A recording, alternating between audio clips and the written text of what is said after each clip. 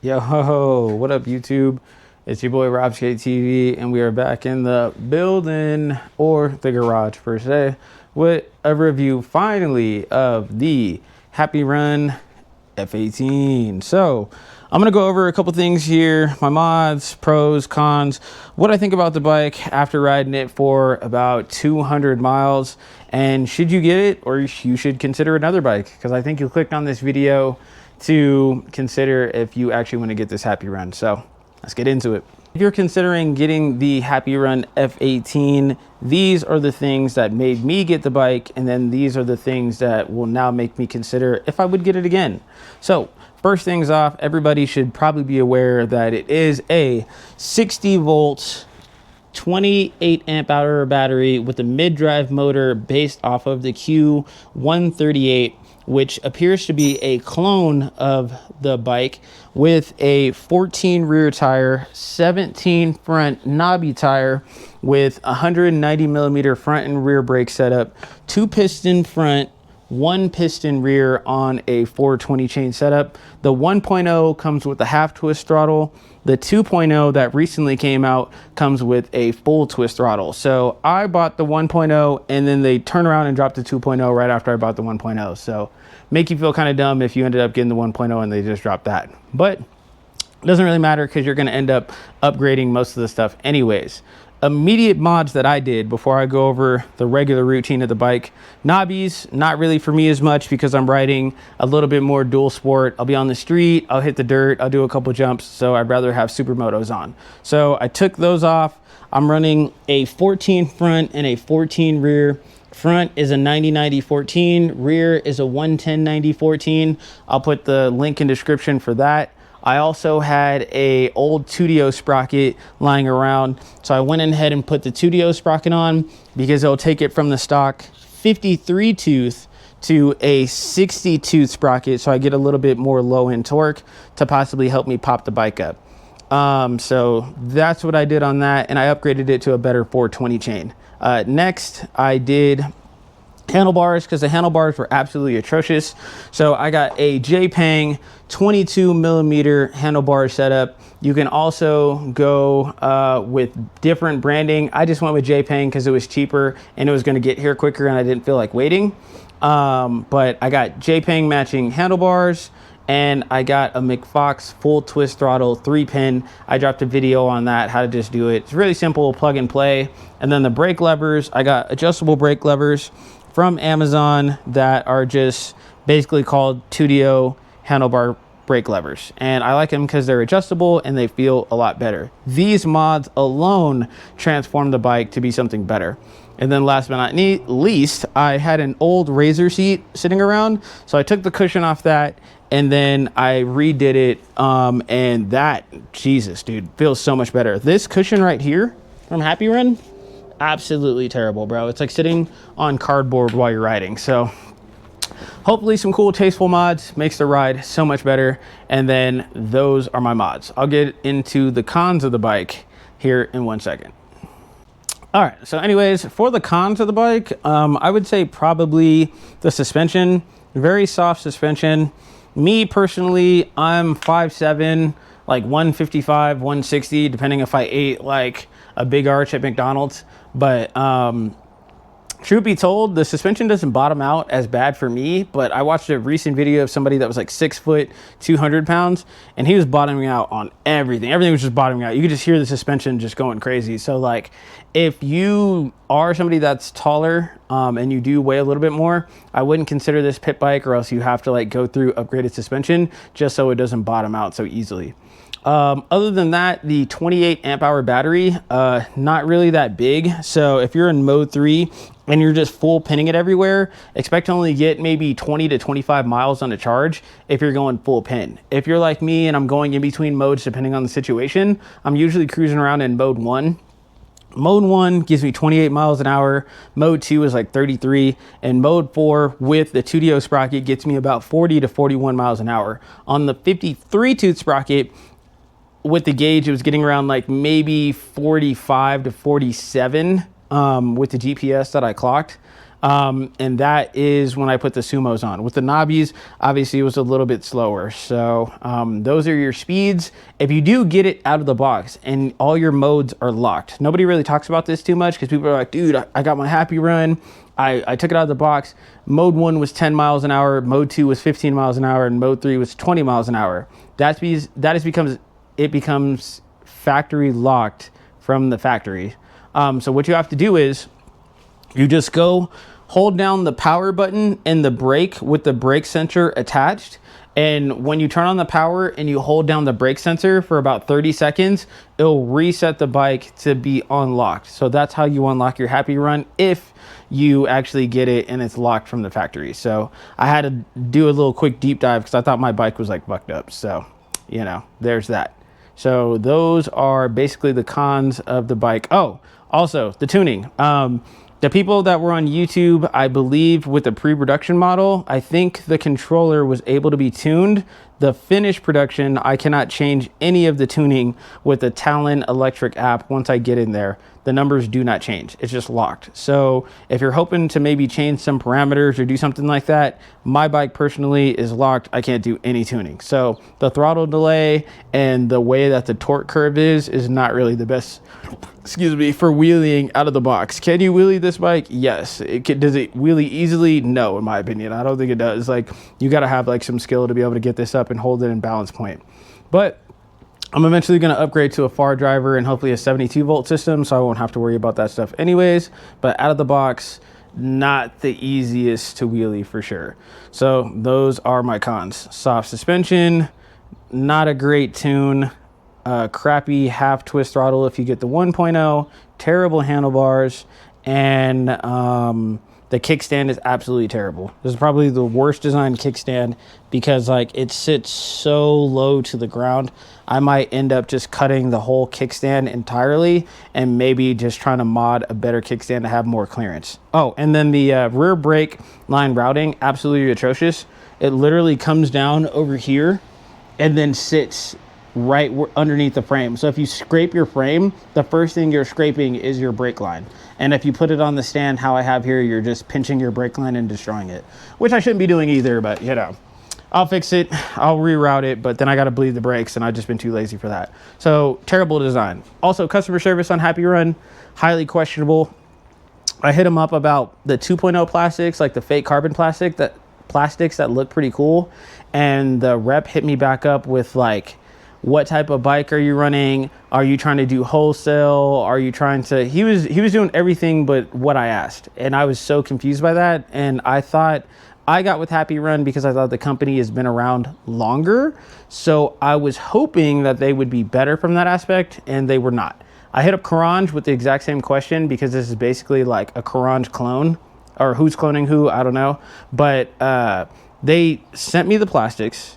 They sent me the quote and the link so I could buy it instantly. And I was like, wow. So Karanj has a legit QS138. They have great customer service feedback, and there's only minor tuning that you have to do with it. So Happy Run really dropped the ball for me on that one. I love the design of the bike, but sometimes you question some of your decisions. So if you're thinking about the Leon bike, the Karanj X1, or the Happy Run F18, unless you really like the design of the Happy Run F18 like I do, it's really hard for me to recommend that over the Karanj X1 with all of the nice things that Karanj is doing and quick and efficient customer service. So that's that. All right, anyways, so now we're on the Happy Run cruising. So hopefully my GoPro doesn't get too hot because it's kind of hot today and it kind of overheated, so that kind of sucks. But other than that, I'll take you through the modes real quick and show you what it's like riding around on the Happy Run F18. Let me start off in mode 1 so you can see how quickly this thing gets up to 28. So it's pretty quick off the line. So just like that, we're already topped out on 28. As soon as we give it a little bit of throttle, it's already there. Set up mode 2.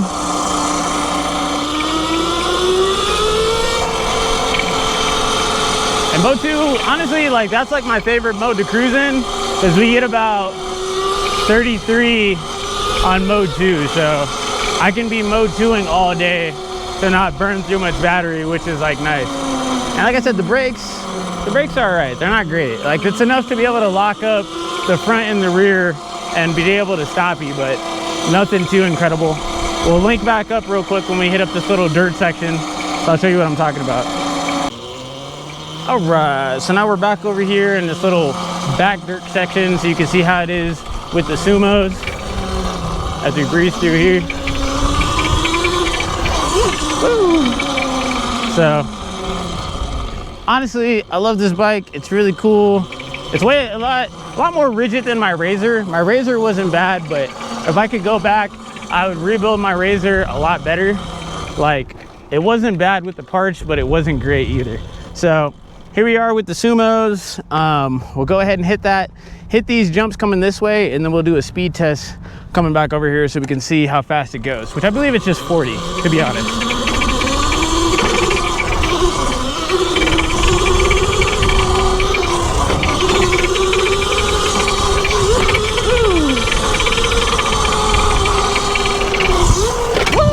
There we go.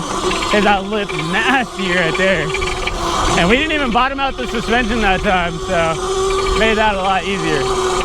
And as you can see, the Sumos are still eating the dirt just fine. Obviously, you got to go a little bit slower, but it's really not that bad. And I didn't bottom out the suspension. It's more or less me worrying about always hitting the kickstand, because the kickstand is like the lowest part of this bike, which is honestly ridiculous. All right, let's see if we can hit up the speed test. Okay, that's a little bit better, because like the wind was just killing me coming up that hill, which is wild. So anyways, on the Happy Run F18, as a first bike, depending on the type of person that you are, like if you already had like e-motos and like you're from me and you're coming from like a Razor, you know, and you want to get something different, would I recommend this? You know, it's kind of hard for me to say yes. I would say, depending on where your budget's at, considering all factors, it'd be something to think about, you know, between the X1, the Leon bike, and the Happy Run F18. I would definitely say weigh your options, think about what you're trying to do and what you're trying to achieve, and kind of go from there. Because if I had a little bit more bread, I would go with the new Coues 72 volts from Mototech. I think would be just such a great bike, but that's about like a G more, versus you can kind of get these as almost a low as 1200 to about a G. So we're not even really in the same price point. So considering what you want to do, it's really up to you, but hopefully I'll do just more rides where I'm cruising around, and hopefully we can get this baby to be, you know, better day by day. But I appreciate you all, and anything in the comments, I'll try to get back to you, and hopefully we'll see if anybody has some happy runs and, you know, what you guys have done and what you guys are going to do. I'd love to hear it, because it's only modding from here to make this F18 the best that I can. But if you guys made it to the end of the video, appreciate you all. Until the next one, I'm just going to ride around and cruise. I'm going to catch y'all. Peace. All right, here we go. We're in the speed test now. We're at 64 volts, and we'll be here in mode 3. I'm not gonna put the GPS in my pocket. I'm just gonna go off what this is saying, and mildly, I mean, 40's 40, bro. Like if somebody's like, oh dude, top speed was 44 and it's like really 42, like, you know, you could tell the difference between, like, I'm doing 40 and 50 is a big margin, but like if you're doing around 40s, like you're getting 40s, bro. Either you're going uphill, downhill, like that. If you're doing 60 and 40, that's different. But on my KTM, I ride like every day to work, so I know what speed really just feels like as a margin, but I feel like you get about 40s in this thing. But enough yapping, let's get it. Got 37, 44, 47, and it just let off right there on 47. So, and there you have it. As soon as the controller feel like it's hitting about 47, and this is a great speed test because you go downhill too here, so it doesn't get any easier than that. But as soon as it hits 47, the controller lets off to either know that like we're hitting that RPM threshold that is just like right there. So you know, that's basically that. Okay, that's a little bit better because like the wind was just killing me coming up that hill, which is wild. So anyways, on the Happy Run F18, as a first bike, depending on the type of person that you are, like if you already had like e-motos and like you're from me and you're coming from like a Razor, you know, and you want to get something different, would I recommend this? You know, it's kind of hard for me to say yes. I would say depending on where your budget's at, considering all factors, it'd be something to think about, you know, between the X1, the Leon bike, and the Happy Run F18. I would definitely say weigh your options, think about what you're trying to do and what you're trying to achieve, and kind of go from there. Because if I had a little bit more bread, I would go with the new Coues 72 volts from Mototech. I think would be just such a great bike, but that's about like a G more, versus you can kind of get these as almost a low as 1200 to about a G. So we're not even really in the same price point. So considering what you want to do, it's really up to you, but hopefully I'll do just more rides where I'm cruising around, and hopefully we can get this baby to be, you know, better day by day. But I appreciate you all, and anything in the comments, I'll try to get back to you, and hopefully we'll see if anybody has some happy runs and, you know, what you guys have done and what you guys are going to do. I'd love to hear it, because it's only modding from here to make this F18 the best that I can. But if you guys made it to the end of the video, appreciate you all. Until the next one, I'm just going to ride around and cruise. I'm going to catch y'all. Peace.